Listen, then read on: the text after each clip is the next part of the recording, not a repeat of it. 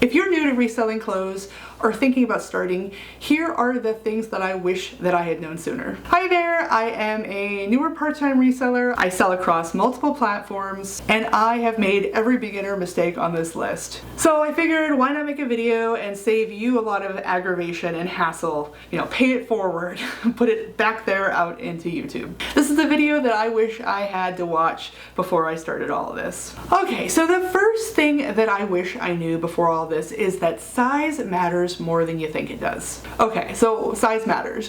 What does this mean? The biggest takeaway of all is that plus size is by far the most underserved and most flexible in the resale market. Plus size buyers are out there, they are actively looking for clothes, and they cannot find enough cute clothes. So if you show up with nice clothes, reasonable clothes, cute clothes, in good shape, priced to move, they will move. The buyers are there. There's not enough clothes online for them. And this shortage of clothing options is exacerbated by just the physical realities of it, okay? Think about it this way. Somebody who takes a size small in clothing can size up. They can wear something medium or large. They can wear it as an oversized fit. They can put it on and they can belt it. Plus size buyers physically cannot do that. If you need a 4X, you can't put on any of the clothing sizes below you. A lot of times physically, it's certainly not look the way you want to. So when you're looking at grabbing clothing, size is always a huge factor. This doesn't mean excluding straight sizes altogether, but definitely understand that plus size clothing is much more in demand. And it isn't about excluding straight sizes from your store. I sell plenty of straight size stuff. I sell some eeny meeny stuff, little tiny clothing. But it's about understanding that the demand is there for plus size items in a way that would surprise you. I have found that there are some brands that cater to smaller people, usually, kind of high-end brands, designer brands. But even then, you'll find if you have a designer item that only goes up to, say, a medium or a large, that you will sell that medium or a large more often than you will sell the extra small version of it. It's just how it works. Small people can oversize, bigger people can not undersize and still have the clothing function. Oversized works one way. The second thing is that cross-listing is so freaking helpful. It is unbelievable. It's overwhelming at first, but it is more than worth it. When I first got into this, I spent nearly the first month on Poshmark only. And the reason I did that was because I found the whole premise of sourcing and listing and getting used to reselling professionally very overwhelming. And of all the platforms, I would say that Poshmark was the most newbie friendly, and that's because Poshmark makes it very easy for new sellers, or at least was that way for me. So Poshmark has one shipping rate, and they use just USPS ground advantage, and as long as what you're shipping weighs 5 pounds or less, you literally just print off the label, you put it on, you go. If you do have something that weighs over 5 pounds, which, if you're selling a bundle, especially if you have some shoes in there, a bunch of sweaters, it can do that. Then you have to purchase the postage out of your proceeds and all that. But as of this filming, I've had dozens of sales on Poshmark and nothing I've shipped has been over 5 pounds. And because it is USPS ground advantage, you can get free supplies to ship. It's just very simple. It isn't like eBay where you have to enter the dimensions and the weight and all that. These days I do have a postal scale and I do that. I've adapted to eBay, I've adapted to Depop, I've adapted to Mercari. They all have different mailing systems. But for me, just knowing that I had the one rate with Poshmark was very, very simple, and that's where I started. And what I did when I started on Poshmark was I set a goal for myself that I wanted to make at least $200 on Poshmark before I started cross-listing to other platforms. And I did that because I was looking at Nifty, which is a cross-listing software that is really cool because when you sell it, it'll take it off the other platforms. That was the big thing. I was really worried about double selling items. So Nifty does all that for me and sends out offers and things like that. Not sponsored. But Nifty has a cost per month and it is not zero. There's a couple different tiers, but it was enough that I wanted to make sure that I was making enough money to justify the cost of the cross-listing software. So I didn't want to spend $40 or $70 a month on cross-listing software to try to double my sales if there was nothing to double, So I just started on Poshmark. I'll tell you, cross-listing was awesome. I probably didn't need to wait that month. I mean, in a way I'm glad I did because it was really tough. It was a lot harder to start on Poshmark, start from zero, do all that. The pace at which I started selling when I started cross-listing was amazing. It was fantastic. It was really exciting, and I think because I had had such a hard go of it the first month that I really appreciated it more perhaps than somebody who didn't. But yeah, here's the thing. Stuff that I would have a really hard time selling on Poshmark sells really easily on eBay. This is because different buyers shop different platforms. So the same item with a different audience will sell way faster and way more than the opposite. And some things really only sell on certain platforms. Like one thing I'm finding is that my men's jeans, especially if it's a good brand, like a Lucky brand in a larger size, flew off the shelf on eBay. There is no activity on Poshmark whatsoever. Poshmark tends to be mostly female buyers. There are some guys that shop on Poshmark, and I have sold things to men on Poshmark, but more men shop on eBay. So as far as menswear, different categories do really, really well over on eBay. And also I found like trendier stuff that's more of a style pick does a little better on Poshmark. Stuff that's like a replacement outdoor gear, even for women, tends to do a little bit better over on eBay. It really is item per item. I'm noticing things as I go along. And Depop is its own creature altogether that kind of caters towards a Gen Z market. So they have different stuff that they like. You know, there's a lot of statement pieces, a lot of self-expression on Depop. Smaller sizes tend to do a little better there. You know, Mercari is its own thing. It's pretty neat actually. So when you're cross-listing, you're spreading out the risk and you make it much more likely that an item will sell, and you shorten the wait time. It's really cool, and if you have a good tool, it's very easy. I love it. It changed the whole cadence of my store, and I kind of wish I'd done it sooner.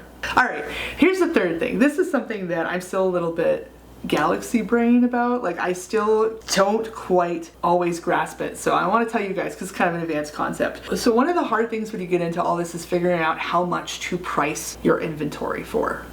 And I tell you, learning how to check sold comps and sell-through rate and figure out, okay, how much do I want to ask for my item is really simple on one hand, but on the other hand, it's really fiendishly difficult, okay? It's really overwhelming. And I really would agonize about making mistakes. Like, I'd be like, oh gosh, am I pricing this too low? Am I pricing this too high? Like, I have worried in both directions. And after my first few months doing this, I've come to realize that pricing too low is probably the bigger mistake. That's probably really counterintuitive because I really like to make quick sales. I do. I love having low days to sell. That is fantastic to me. I want to get the stuff sold. I'd rather have $20 today than $30 in a year, for real, because I can get that inventory out, I can get my store reputation up, get that feedback, I can get another item in its place.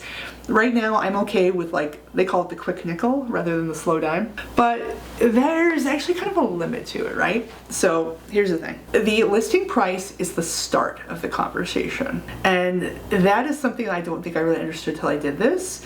Sometimes people will go and they will buy things full price for your listing price, but a lot of times someone, especially like on Poshmark, will like it. Someone will like the item, or on eBay there's watching your item, and then you can send them an offer. It's kind of the sort of the conversation. You can be like, okay, well, how is 10% off? How is 15% off? How is 20% off? Or you can simply not give them any discount. If it's an item that you're not in a hurry to sell, you think is high demand and doesn't need to be discounted, because there are really hot items that will sell for full price and you don't have to discount them. Let's say your range for something, you see that it sells for $50 to $70. Those are like the sold comps. And yours is in really good shape. It's in a really popular size, really good condition. There aren't a lot out right now and they're selling pretty fast. And let's say you only spent a few dollars for it, like at the bins or something. You have a bunch of options. You can say, okay, well, I want to sell this really fast. I know that it'll sell at 50. I'll put it out there for 50.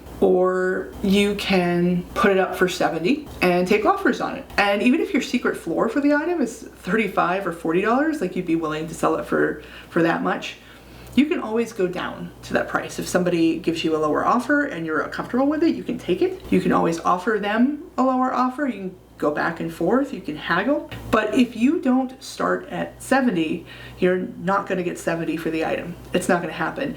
And I've had so many times, even just in a few months, I put something out for a price that seemed like a little optimistic, and somebody bought it outright without liking it or sending offers or anything like that. So you can always go down from your list, but you can never go up. Somebody's never going to see something listed for $50 and offer you $70. It's just not going to happen. That's just not how it works. So when you price higher, it leaves room for you to make offers and discounts, and the market will tell you when to adjust. I'd rather come down in price than leave money on the table, even though I love a quick flip.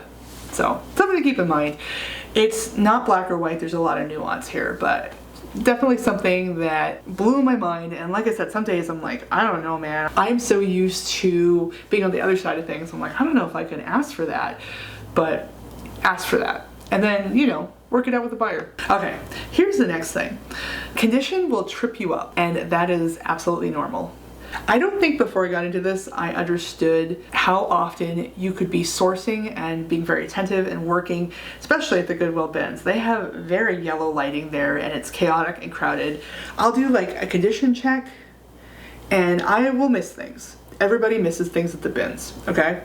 So I'll tell you, I do a condition check a lot of times when I'm first grabbing it, when I'm doing my cart audit, before I decide whether I want to buy it. I'll bring it home. A lot of times I'll do a haul for you guys, and as I'm doing the haul, I'm checking again for condition. I will get it up under my studio lights to photograph it for the listing. There's another condition check, and then I will get on the floor to measure it. And that's like my final condition check, and I swear to Godzilla, I have had times where I have not noticed a flaw until I am measuring it. And that'll be 4, 5, 6 condition checks down the road, and that is the most aggravating feeling. And at that point, you're like, okay, you have a bunch of options. So here are your reasonable options at that point. Some things are totaled by a flaw. Like if it was kind of a low level item where it was kind of a bread and butter, not a really good list price, at that point, you might just be done. Like, might be something that you have to wear. I've worn it a lot for personal things, or I've, given stuff to friends who don't mind. That's always an option. Something might be totaled where it's just ripped, it's not gonna repair well, it's in bad shape. You might have to get rid of something. I hate it for eco-friendly reasons, but it's something where maybe the item needs to be destroyed. I hesitate to say redonated because if I am not willing to sell it at my store, I don't want to treat Goodwill like a trash dumpster, and I don't want to risk the idea of somebody who wants to buy secondhand clothes having that same flaw hit them. Sometimes you can fix it, which is great. I've actually had situations where I've seen some scuffs on shoes and I was able to restore them with leather conditioner. There are times when you can't repair the flaw, but it doesn't total the piece. I had a very expensive sweater that I discovered had a moth hole in it, and at that point it marked down the price. The price came down and I showed pictures of it in my listing, and it's still sold. So that can happen. This was like an alpaca blend sweater that was from a designer. So it was a nice piece. It would have been worth more like 80 if it hadn't had the hole. So, I was able to discount it and somebody happily bought it. If you're going to sell an item with flaws, you need to tell the buyer, and you need to ideally do it with photos that clearly show it and also written in the listing, because some people are visual and some people are verbal. It minimizes the likelihood of a return. Some people really don't mind, right? So like that sweater that I sold, I think somebody could have easily darned it if they were talented that way. Sometimes people will have patches or they'll have some kind of plan for it. You just want to give people that information so that they can make that decision. But you are going to run into situations where you don't realize something's in flawed condition until you have bought it. And then you're going to have to decide, okay, do I want to keep it for myself? Do I want to try to fix it? Do I want to sell it and disclose the flaws? And that's something everybody's going to do. So don't feel bad. Damaged doesn't mean worthless, but undisclosed damage is worthless. Don't do that. You want to have full disclosure with your customers. Now, it's possible to miss stuff. If you notice it, say something, okay? All right. The next thing I wish I knew is that organization isn't optional for long. So here's the thing, it doesn't need to be perfection, your system, but you need a system. Inventory storage starts mattering sooner than you think, and you do not want to lose even one item. If you have all your stuff and a buyer buys something and you can't find it and you have to cancel a sale, horrible, horrible. not only is it really embarrassing and poor customer service, Poshmark has actually been cracking down on it recently. You can actually have your account get into bad status if you're canceling orders on buyers.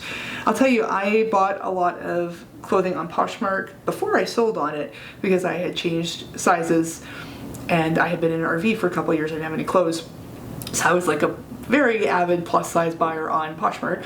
I want to say I bought like 12 things within the course of a couple of months, and 2 of the sellers canceled my orders because they couldn't find the item, and that was not good. So I get why they're doing it. It's annoying now that I'm on the seller side because, you know, what if I discover a flaw or something, or what if the buyer asks me to cancel the sale? But yeah, I think it's the kind of thing where I try not to do that at all costs. I think there are ways to involve Posh in it if you don't want to involve your stats, but yeah, you don't want to lose it. Definitely don't want to lose it. So what I do, and my system is still evolving, probably I'll watch this in a couple of years and be like, oh boy.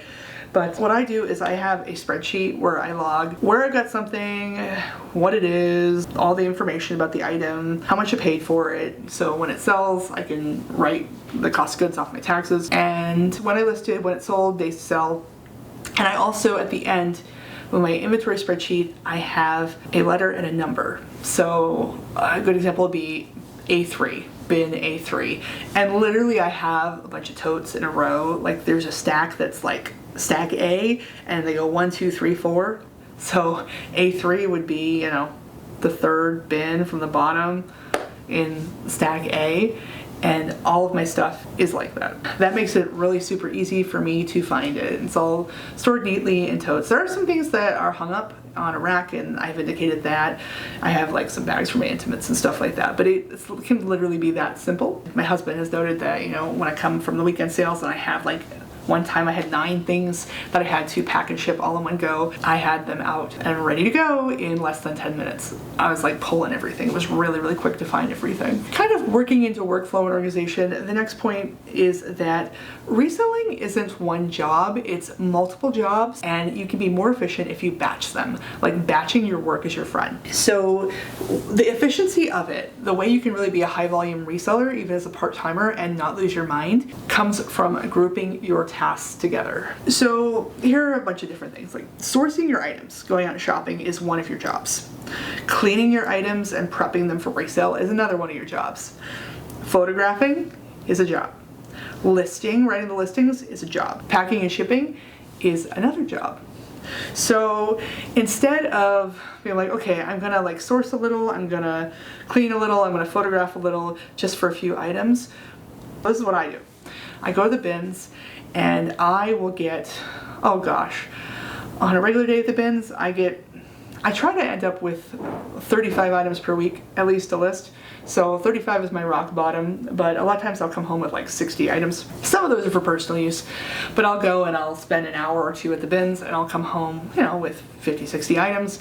I will then proceed to prep all of those items, sorting and cleaning and prepping them, and then I will take the whole batch and I will photograph all of those items in one batch. And then once I have all the photographs, I will write all the listings in one batch. And then in the background, all of this, I have stuff that's been posted for sale before that's up and it's selling, and I will, once I have, you know, a couple of sales, which it depends on how many sales I have, how often I do this, but you know, usually, you know, at least a couple times a week, sometimes more, I will go and I will take all of my sales, I will pull them from storage, I will pack them, and I will ship them at the post office. And I usually try to combine shipping with some other tasks. So if Justin and I need groceries, or I'm going to the bins anyway to source, or what have you, I will try to plan the post office around that, so I'm out anyway, so it's not that big of a deal. It's not always possible, but you know, a good portion of the time I do. Mileage for going to the post office to ship or going to the bins,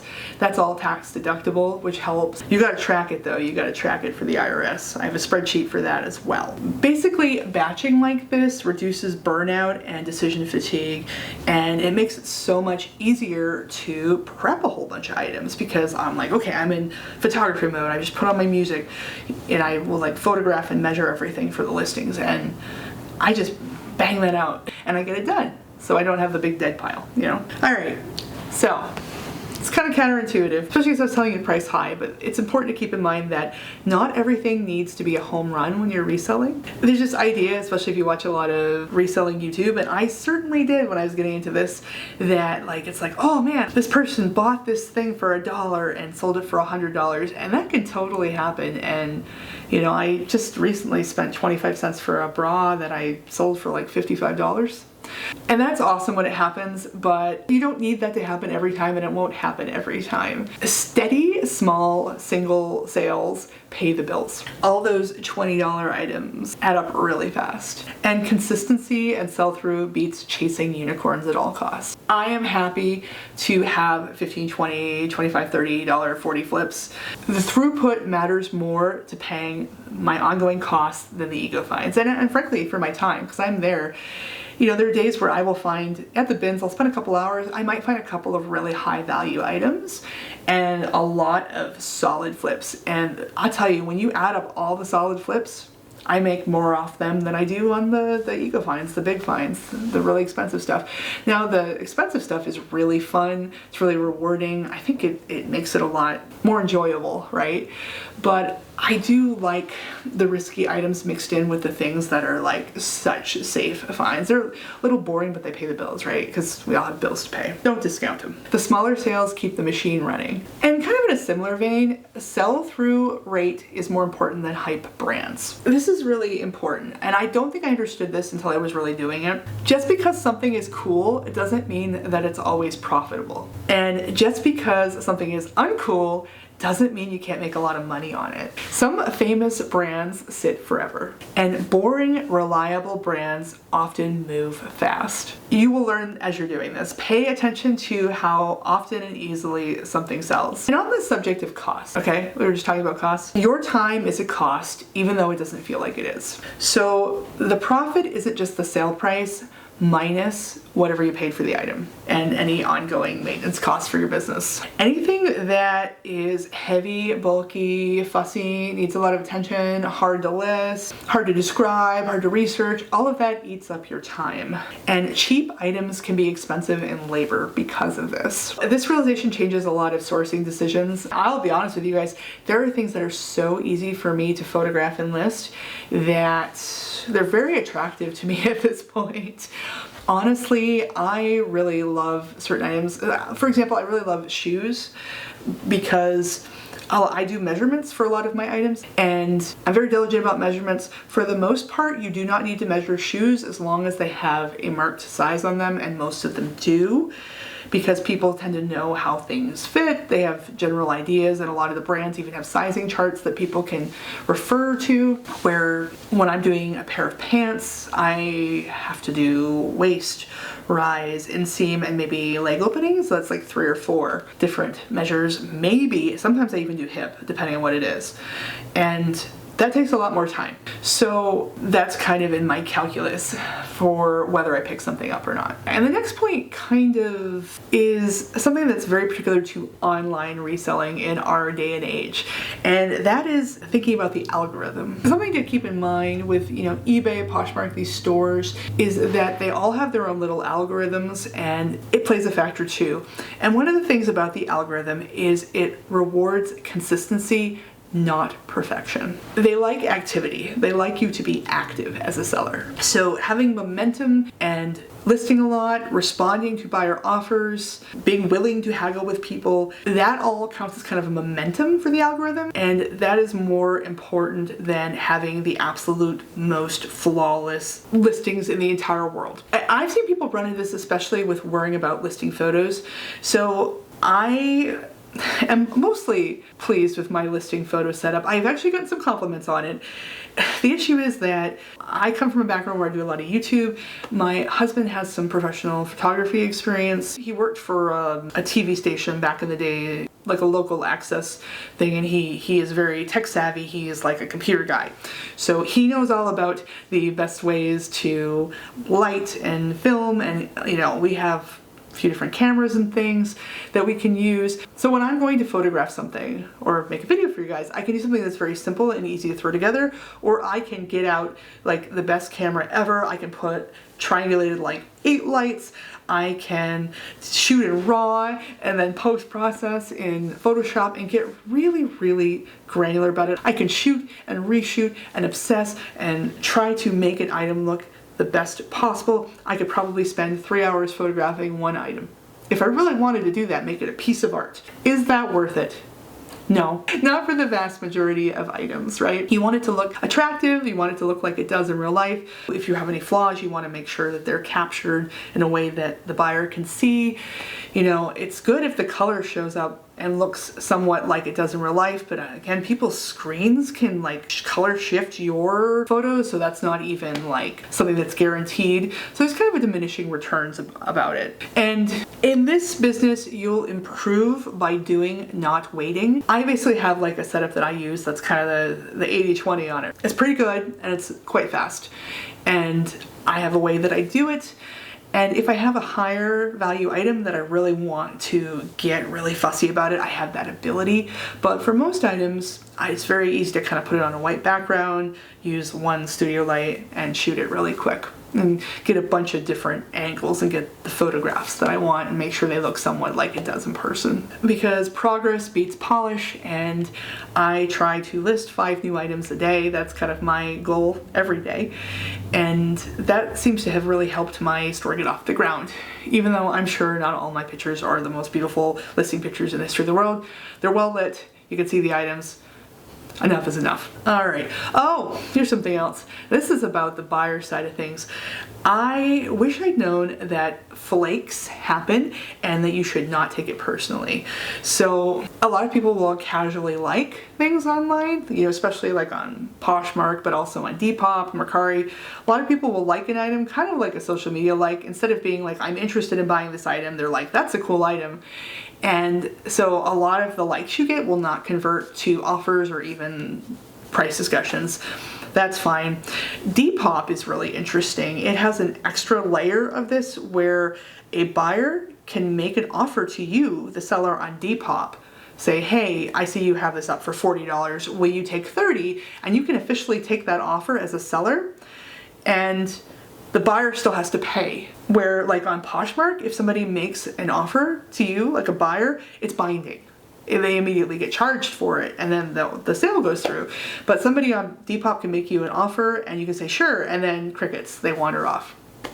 And there are actually, I guess, some Depop buyers that will use that kind of as that's like normally the way that they shop. So they will go and put offers on 10 items and then see which sellers have accepted, and then they'll choose whichever one they want, whichever seems like the best deal from the sellers that accepted. It can be kind of a roller coaster, the kind of the flaking out, but it's all part of it. It has nothing to do with you or your listings. It's just, that's showbiz.